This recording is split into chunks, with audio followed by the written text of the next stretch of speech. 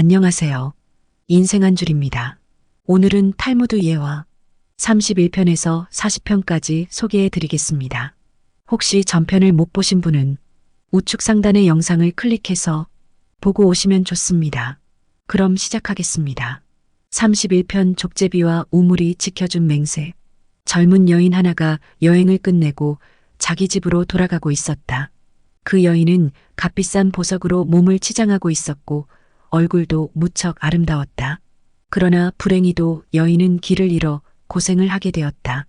햇빛이 쨍쨍 내려쪼이는 한낮, 목이 타기 시작한 그녀는 물을 마시고 싶어졌다. 그런데 마침 멀지 않은 곳에 우물이 보였다. 기운을 차려 여인은 그곳까지 달려갔지만 곧 실망하고 말았다. 왜냐하면 그 우물에는 두레박이 없어서 물을 떠먹을 수가 없게 되었기 때문이다. 너무나 목이 마른 그녀는 하는 수 없이 줄을 타고 우물 속으로 내려가 물을 마셨다. 그리고는 가까스로 원기를 회복했다. 그러나 문제가 있었다. 물을 실컷 마시고 다시 땅 위로 올라가려 했으나 도저히 밖으로 나올 방법이 없었던 것이다. 그녀는 절망하여 울기 시작했다. 그런데 마침 잘생긴 젊은이 하나가 우물 곁을 지나다가 여자의 울음소리를 듣게 되었다. 우물 속을 들여다보고 웬 여인이 있는 것을 발견한 젊은이는 그 여자의 정체가 의심이 되었다. 너는 인간이냐 귀신이냐 정체가 무엇냐? 저는 인간입니다. 아니, 인간일 리가 없다. 아마도 너는 귀신인 모양이다. 나를 속이진 못할걸. 믿어주십시오. 저도 인간입니다. 맹세합니다. 그녀의 맹세한다는 말에 젊은이는 우물 속 여인의 말을 어느 정도 믿게 되었다. 그러나 의심이 완전히 가시지 않는지라 다시 물었다. 당신이 사람이라면 왜 그런 곳에 들어가서 울고 있는 것이오? 물을 마시고 싶은데 두레박이 없어서 그만 이곳으로 서둘러 내려왔지 뭡니까? 그런데 다시 올라가려고 하니 여인의 아름다운 모습과 다소곳한 태도에 믿음이 간 젊은이는 밧줄을 구해서 우물 속으로 넣어주었다. 그리고는 그녀를 구해주는 대신 몸을 바치겠느냐고 물었다. 네, 그렇게 하겠습니다. 젊은이의 요구를 받아들이겠다고 하자 그는 밧줄을 끌어올려 여인을 구해주었다. 그녀가 우물 밖으로 나오자 젊은이는 여인을 끌어안고 몸을 뺏으려 했다. 젊은 여인은 그러는 그를 저지시키며 말했다. 저를 구해주셔서 감사합니다. 우선 하나 묻겠습니다. 댁은 어떠한 분이십니까? 나는 이스라엘 사람으로 제사장 집안의 사람이요. 그리고 우리 집은 이러이러한 곳에 있어. 저는 귀족 집안의 여식입니다. 그리고 댁도 이름 있는 집안의 자손인 듯 하군요. 그런 분이 결혼에 대한 서약도 결혼식도 없이 짐승들이나 하는 그런 짓을 하려 드시다니 하나님을 모시는 사람으로서 부끄럽지도 않으십니까? 부디 저의 부모님에게 찾아오셔서 허락을 받으십시오. 당신이 그렇게 한다면 당신과 결혼하겠습니다. 여인의 조리 있는 말에 젊은이는 자신의 성급함을 뉘우쳤다. 이윽고 두 사람은 장례를 약속했다. 우리 약속에 누구를 증인으로 세우지요? 그때 마침 족제비 한 마리가 두 사람 옆을 지나갔다. 그것을 본 젊은이는 말했다. 족제비와 우물을 우리 약속의 증인으로 하지요. 가까운 날에 젊은이가 처녀의 집을 찾기로 하고 두 사람은 서로 각자의 길을 떠났다. 집으로 무사히 돌아온 그녀는 우물가에서 한 약속을 충실히 지켜 청혼을 해오는 남자들을 모두 물리쳤다. 그들 중에는 집요하게 매달리는 남자도 있었다. 그런 남자는 결혼을 거절하면 죽어버리겠다고 우겨 그녀를 몹시 귀찮고 힘들게 했다. 마침내 그녀는 청혼자들 앞에서 미치광이 흉내를 내게 되었다. 자기가 입고 있는 옷은 물론이고 옆에 다가오는 자의 옷까지 갈기갈기 찢어버리며 발광을 했다. 그녀가 평소엔 얌전하다가도 청혼해오는 남자만 있으면 미친 사람처럼 행동했기 때문에 점점 그녀를 아내로 맡겠다는 사람이 줄어갔다. 그녀는 부모님의 근심도 아랑곳하지 않고 우물가에서 만난 사람과의 약속을 지키려고 그가 청혼해 올 것만을 기다리며 살았다. 그러나 남자 쪽은 달랐다. 여인과 굳은 약속을 했음에도 불구하고 그는 고향에 돌아가자 곧 다른 여자와 결혼을 했다. 그의 아내는 곧 임신을 하여 사내 아이를 낳았다. 그러나 아이가 석 달쯤 된 어느 날 어디선가 족제비가 나타나서는 아이의 목을 물어 죽이고 말았다. 그 부부는 매우 슬픔에 젖었으나 이내 털어버리고 다시 아이를 가졌다. 아내가 두 번째 사내 아이를 낳은 지 얼마 안 돼요. 아기가 아장아장 걷기 시작할 무렵 아이는 우물에 비친 자신의 모습을 쳐다보다가 우물에 빠져 목숨을 잃고 말았다. 깊은 슬픔에 빠진 아내는 남편에게 물었다. 우리의 아이들이 다른 아이들처럼 병이 들어 죽는다거나 어디를 다쳐서 죽는다거나 했다면 할 수 없는 일이라고 체념하고 말겠어요. 하지만 우리 아이는 둘 다 이상스럽고 기이하게 죽었어요. 여기에는 분명 어떤 까닭이 있을 거예요. 혹시 당신은 그 연유를 알고 있나요? 아내는 집요하게 남편에게 캐물었다. 족제비와 우물의 얘기에서 남편은 지난날의 일을 기억해내었다. 그리고는 일찍이 자신에게 일어났던 일을 털어놓았다. 그러자 아내가 말했다. 당신이 그런 약속을 지키지 않았기 때문에 족제비와 우물이 애들을 죽게 만들었던 거군요. 당신은 지금이라도 그분에게로 돌아가는 것이 옳을 것 같습니다. 젊은이는 아내의 권고대로 과거에 결혼을 약속했던 여인이 사는 마을로 갔다. 그리고는 그녀에 관한 소식을 물었다. 그의 질문을 받은 동네 사람은 혀부터 끌끌 찼다. 가엾게도 그 여자는 제정신이 아니라오. 남자들이 결혼을 청하러 가면 옷을 찢고 물건을 집어던지고 미치광이가 된다오. 전에는 참 단정한 아가씨였는데 그때의 아름답던 아가씨가 미치광이가 되었다는 소식을 들은 젊은이는 실망이 되었다. 그러나 일단은 여자의 집으로 가서 그녀의 아버지를 만났다. 아버지는 자기 딸과 결혼하겠다는 젊은이를 보자 한숨을 내쉬며 말했다. 내 딸은 정상이 아니라오. 설령 그보다 더한 미치광이라도 저는 따님을 아내로 맡고 싶습니다. 아버지는 결혼에 필요한 증인을 불렀다. 그리고는 딸을 데려다가 결혼식을 올리라고 했다. 이윽고 젊은이가 그녀의 곁으로 다가서자 그녀는 소문대로 미친 사람처럼 행동하는 것이었다. 젊은이는 그녀에게로 다가가 귓가에 대고 나지막하게 속삭였다. 족제비와 우물이 우리들의 증인이. 그 말을 듣는 순간 그녀의 표정은 금세 밝아지며 미치광이 같던 행동은 사라지고 본래의 아름다운 여인의 표정이 나타났다. 그녀는 오랜 기다림이 끝난 반가움에 울먹이며 말했다. 저는 당신과의 약속을 단 하루도 잊은 적이 없습니다.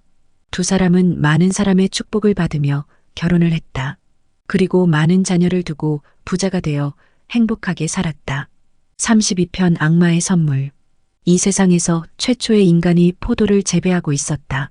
거기에서 악마가 찾아와 한참을 들여다보더니 물었다. 무엇을 하고 있는가? 인간이 빙그레 웃으며 말했다. 멋진 식물을 심고 있지. 이런 식물은 본 일이 없는데. 인간은 악마에게 말했다. 이것은 아주 달콤하고 맛있는 열매가 열려서 그 즙을 마시면 당신을 행복하게 만들 것이다. 악마는 그렇다면 자기도 꼭 한 몽 끼워달라고 말하면서 양과 사자와 돼지와 원숭이를 데리고 와 이 네 마리를 죽여서 그 피를 비료로 쏟아부었다 한다. 이것이 포도주가 생긴 유래이다. 먼저 마시기 시작할 때에는 양처럼 순하고 좀 마시면 사자처럼 강하게 되고 그보다 더 마시면 돼지처럼 더럽게 된다. 너무 지나치게 마시면 원숭이처럼 춤추거나 노래 부르거나 한다. 이것이 악마가 인간에게 준 선물이다. 33편 입을 쓰지 않는 이유. 온갖 짐승들이 모여서 이야기를 나누고 있었다. 그때 마침 뱀이 오자 한 동물이 대들듯이 물었다. 사자는 먹이를 넘어뜨리고서 먹는다. 그리고 늑대는 먹이를 찢어 발겨서 먹지. 그런데 뱀아, 너는 먹이를 통째로 꿀꺽 삼켜서 먹던데 그건 어째서지? 그러자 뱀은 말했다. 나는 중상하는 자보다는 낫다고 생각하네. 입으로 상대방을 상하게 하지 않기 때문이지. 남을 헐뜯는 험담은 살인보다도 위험하다. 살인은 한 사람밖에 죽이지 않지만 험담은 세 사람의 인간을 죽인다. 즉, 나쁜 소문을 퍼뜨리는 사람 자신, 그것을 반대하지 않고 듣고 있는 사람, 그 화제가 되고 있는 사람이 그들이다. 34편 노예로 팔린 엘리야. 옛날에 몹시 가난한 가족이 있었다. 그 집은 자식을 열어둔 까닭에 부부가 아무리 일을 해도 도무지 가난을 벗어날 수가 없었다. 어느 날 극도의 궁핍을 참지 못하여 아내가 남편에게 말했다. 시장에 나가보세요. 주님께서 어쩌면 우리들이 굶어 죽지 않도록 좋은 일거리라도 주실지 모르잖아요. 시장이라고 더 나은 것이 있겠소? 힘없고 돈 없는 내겐 여기나 저기나 다 마찬가지일 뿐이요. 풀 죽은 남편의 말에 아내는 입을 다물었다. 그러나 아이들이 배고프다고 아우성치자 아내는 다시 한번 남편에게 권유를 했다. 아무래도 시장에 나가보셔야겠어요. 아이들이 굶어 죽는 것을 그냥 보고 있을 수만은 없지 않아요. 그럼 나가보지. 하지만 뭐 좋은 일이 있으리라고 기대하진 마오.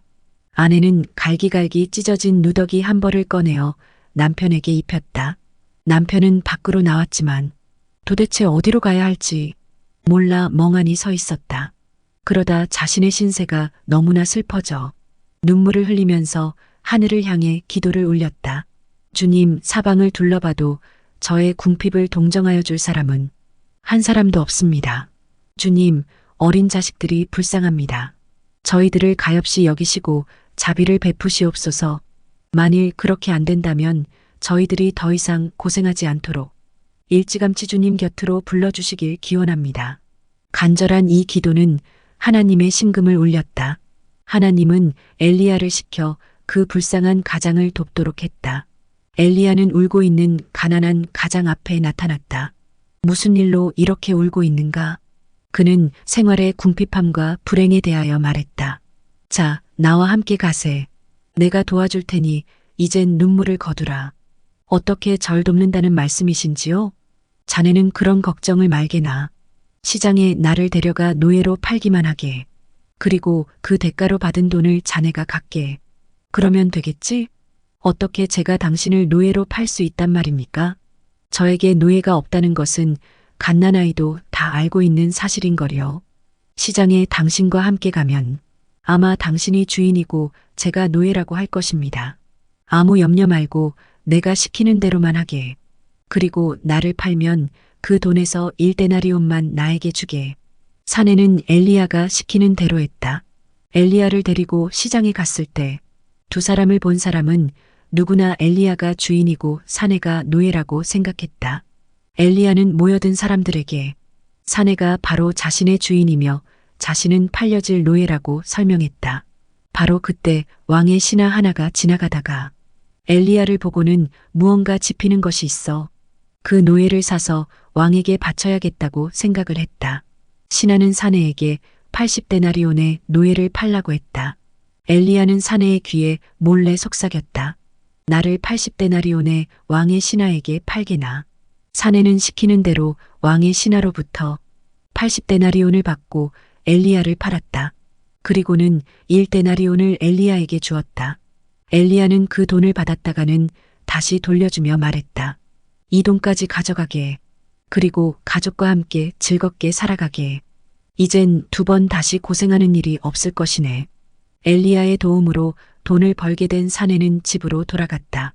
굶주릴 대로 굶주려 곧 쓰러질 것만 같았던 아내와 아이들은 아버지가 먹고 남을 정도의 음식을 사오자 정신없이 먹고 마셨다. 이윽고 아내는 자초지정을 듣고 싶어 했다. 사내는 시장에서 있었던 일을 모두 얘기했다. 그날부터 주님은 그의 집안에 더욱 자비를 베푸시어 행복한 가정이 되었다. 한편 왕의 신하에게 팔려간 엘리야는 왕 앞에 나아가게 되었다. 왕은 엘리야에게 물었다. 너는 무슨 일을 할 수 있느냐? 저는 건축에 달통하고 있습니다. 그 무렵 왕은 도시 외곽에 커다란 성을 쌓으려고 반석들을 실어 나르고 나무를 베어 넘기고 건축 기술이 있는 노예들을 수없이 모으고 있는 중이었다. 그러므로 건축에 능한 사람이 대단히 환영을 받았다.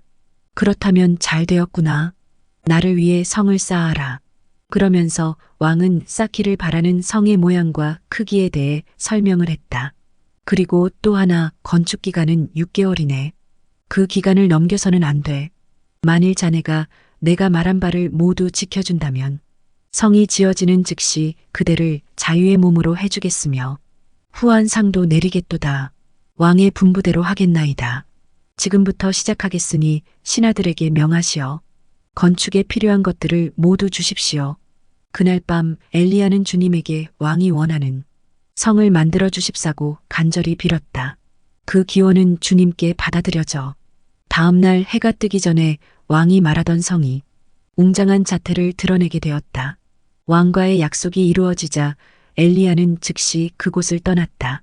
성이 완성되어 있다는 보고를 들은 왕은 성을 보러 나왔다. 그리고는 더할 수 없이 만족하였다. 이런 멋진 성을 하룻밤 사이에 이루어내다니 참으로 대단한 사람이구나. 왕은 사람을 풀어 그 기술자를 찾게 했으나 이미 그 모습을 감춘 지 오래였다. 왕은 아마도 하나님이 보내신 사자인 모양이라고 속으로 생각했다. 엘리야는 가는 길에 자신을 노예로 팔았던 사내를 다시 만났다. 아니, 어떻게 이곳에? 당신은 왕의 신하에게 팔려갔지 않습니까? 나는 왕이 요구하는 바대로 모두 해주었소. 그들은 80데나리온을 주고 나를 샀지만 나는 그 돈의 몇천 배 일을 해주었으니 이제 자유의 몸이 되는 것이 당연하지 않소? 그 말을 듣고 사내는 경건한 마음으로 엘리야를 칭송했다.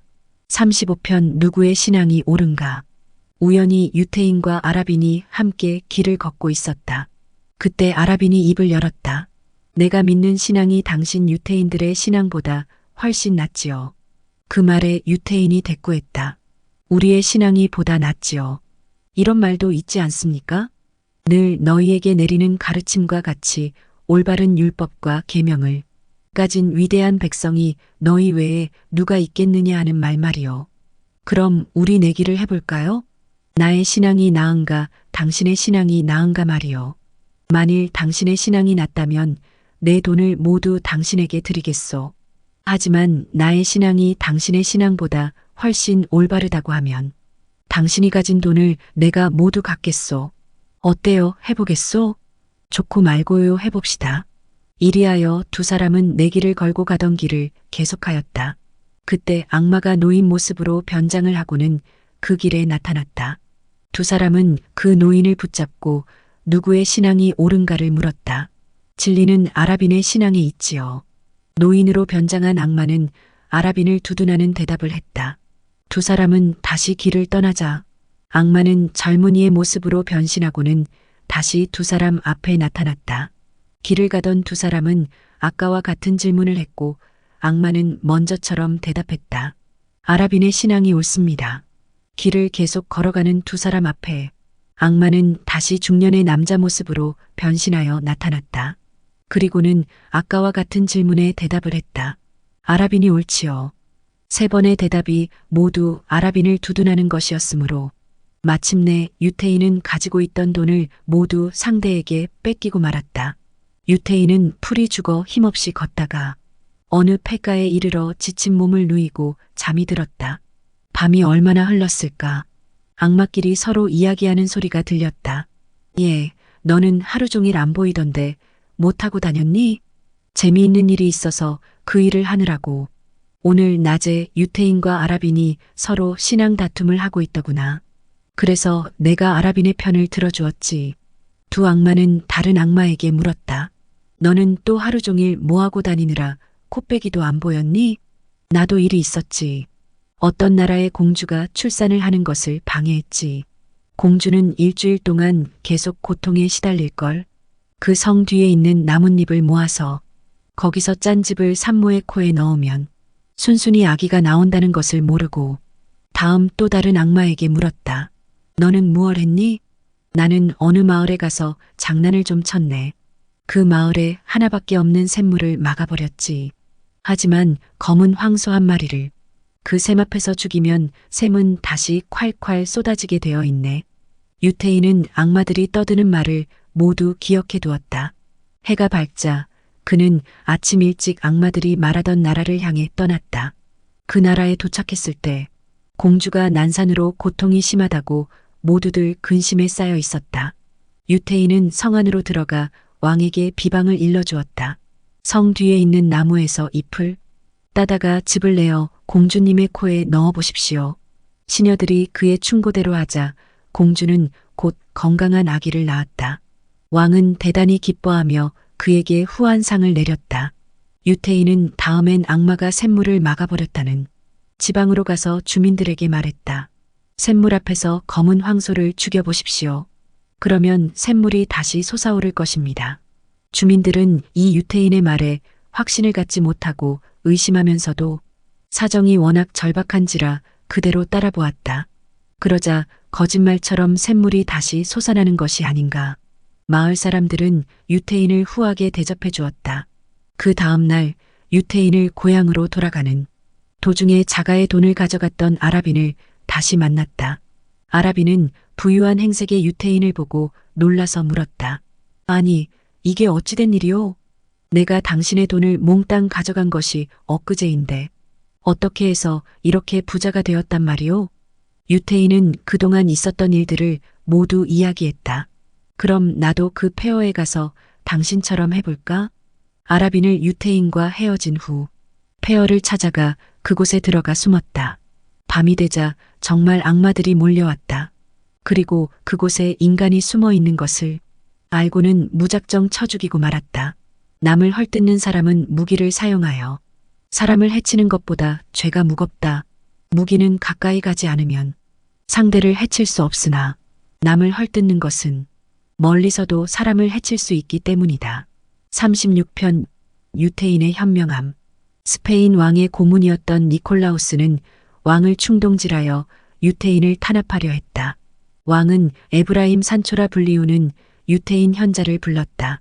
우리 신앙과 그대의 신앙 중 어느 쪽이 더 좋다고 생각하는지 자네의 의견을 말해보게. 저의 유태인들에게는 저희의 신앙이 좋습니다. 저희들이 이집트에서 노예로 있었을 때 하나님은 저희들을 그 굴레에서 벗어나게 해주셨기 때문입니다. 그러나 전하에게는 전하의 신앙이 더 좋을 것입니다. 전하의 신앙은 전하에게 지상의 권력을 약속해 주셨으니까요. 나는 신앙 그 자체의 옳음을 물은 것이지 신앙이 그 신자에게 무엇을 주었는가를 묻는 것이 아니네. 저에게 3일간의 여유를 주십시오. 그동안 생각을 정리한 후에 저의 의견을 말씀드리겠습니다. 원한다면 그렇게 하라. 3일 후 현자는 다시 왕 앞에 나타났다. 그의 얼굴엔 어두운 그림자가 드리워 있었다. 왜 그렇게 근심 어린 얼굴을 하고 있나? 왕과 신하들은 모두 모인 자리에서 유태의 현자는 입을 열었다. 저는 오늘 참을 수 없는 모욕을 당했습니다. 제가 말씀을 드릴 터이니 전하께서 심판을 해 주십시오. 꼭 한 달 전에 저의 이웃 사람이 멀리 여행을 떠났습니다. 그에게는 아들이 둘 있었는데 그들에게 보석을 하나씩 나누어 주었다고 합니다. 그런데 그 형제가 제게 찾아와서 이 보석은 어떤 것이냐? 두 보석 중 어느 것이 더 좋으냐? 하면서 제게 묻더군요.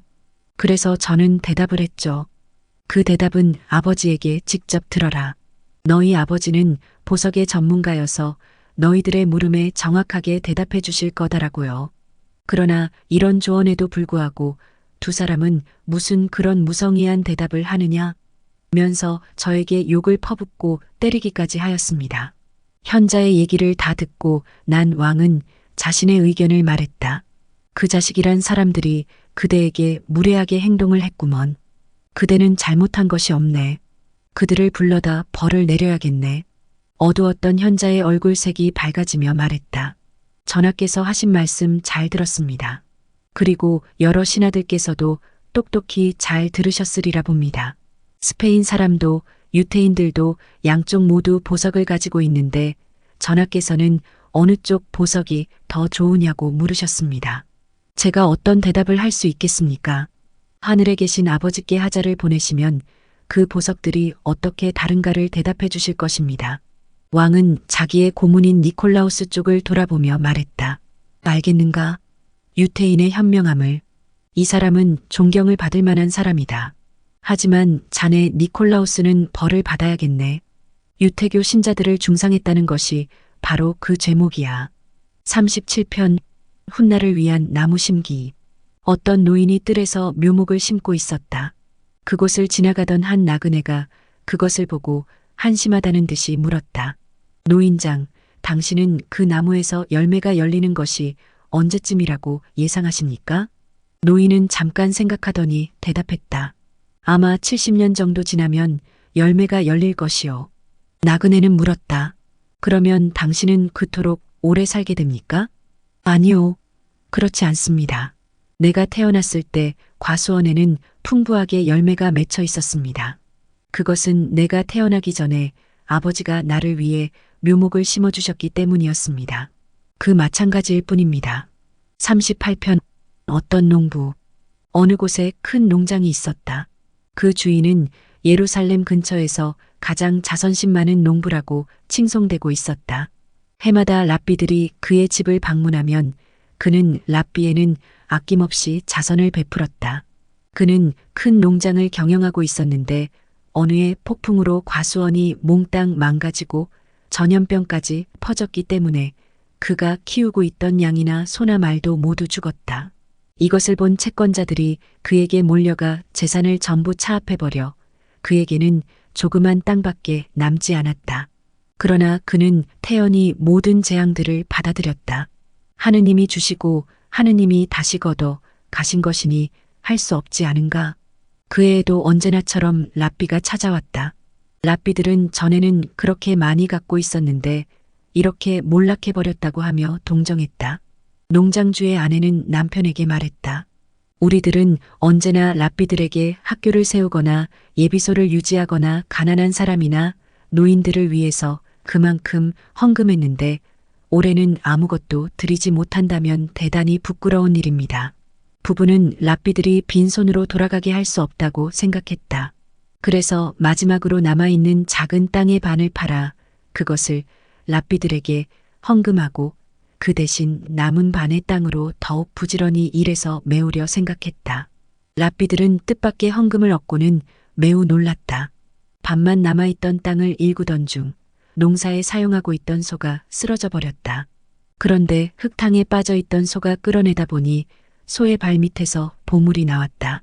그 보물들을 내다 팔았으니 그들은 다시 옛날대로의 농장을 경영할 수가 있었다. 이듬해 다시 랍비들이 돌아왔다. 랍비는 아직도 그 농부가 가난한 생활을 계속하고 있을 것으로 짐작하여 조그만 옛날의 땅으로 찾아갔다. 그런데 그의 이웃 사람들이 말했다.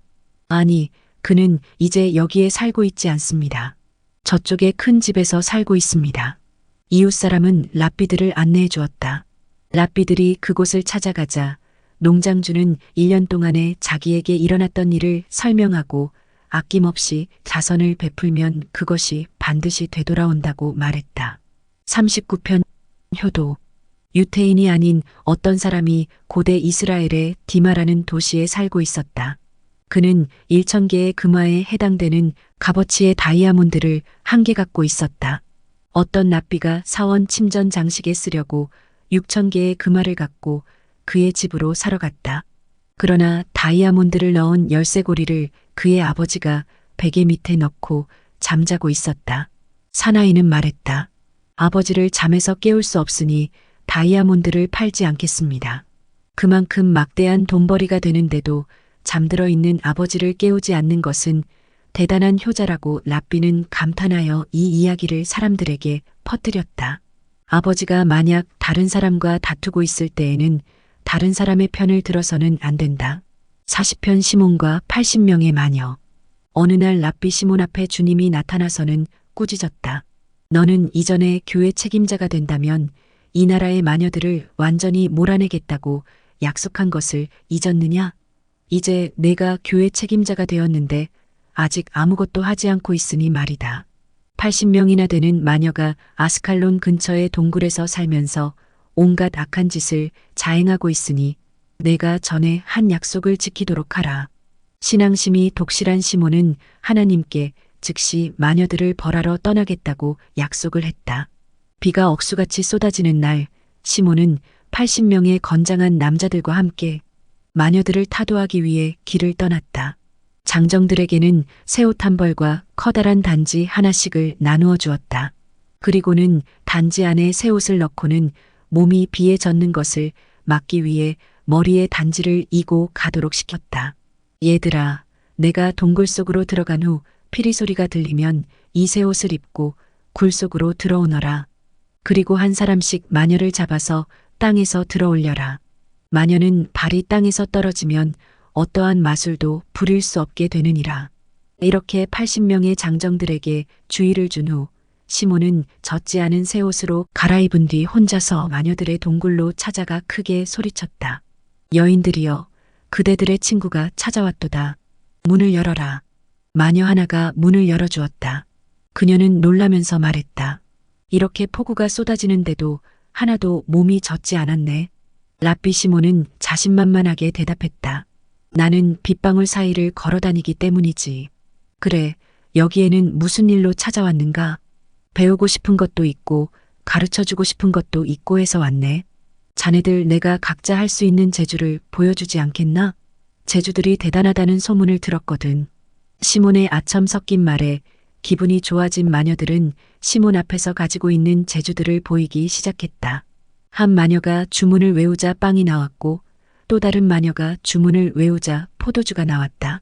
세 번째 마녀는 마술로 고기를 만드는 등 그 재주들이 정말 갖가지였다. 이윽고 마녀들이 시몬에게 물었다. 이제 우리들이 재주를 보여주었으니 너의 재주를 보여달라. 우리에게 가르쳐주고 싶은 재주를 한번 부려보시지. 내가 피리를 불어 80명의 젊은 남자들을 이 동굴로 불러들여 보겠노라. 모두 건장하고 잘생긴 남자들이니 우리 함께 즐겁게 놀아봄이 어떤가? 시몬의 말을 들은 마녀들은 기뻐서 날뛰었다. 시몬이 피리를 불어 소리를 내자 동굴 입구에 대기하고 있던 80명의 젊은이들은 단지 속에서 옷을 꺼내 입고 줄줄이 동굴 속으로 들어왔다. 아무라도 좋은 여자를 택하라. 시몬의 말이 떨어지자 80명의 장정들은 각자 한 명씩 마녀들을 붙잡아 번쩍 들어 올렸다. 그리고는 자기 상대가 된 마녀들에게 말했다. 어디 한번 빵을 만들어 보아라. 그러나 땅에서 들어 올려진 그 마녀는 더 이상 마술을 부릴 수가 없었다. 젊은이는 그 마녀를 교수대로 끌고 갔다. 다음 젊은이도 자기 상대인 마녀에게 말했다. 고기를 한번 만들어 보아라. 그러나 그 마녀 역시 마술을 부리지 못했다. 그는 마술을 부리지 못하는 마녀를 역시 교수대로 끌고 갔다. 이렇게 하여 80명의 마녀는 한 사람도 남지 않고 죽고 말았다. 시몬은 힘들이지 않고 하나님과의 약속을 지키게 된 것이다. 악의 충동은 처음엔 아주 달콤하다. 그러나 끝났을 때에는 아주 쓰다. 이상으로 탈무드 예화 3140편까지 소개해드렸습니다. 다음은 41편에서 50분으로 찾아뵙겠습니다. 시청해주셔서 감사합니다.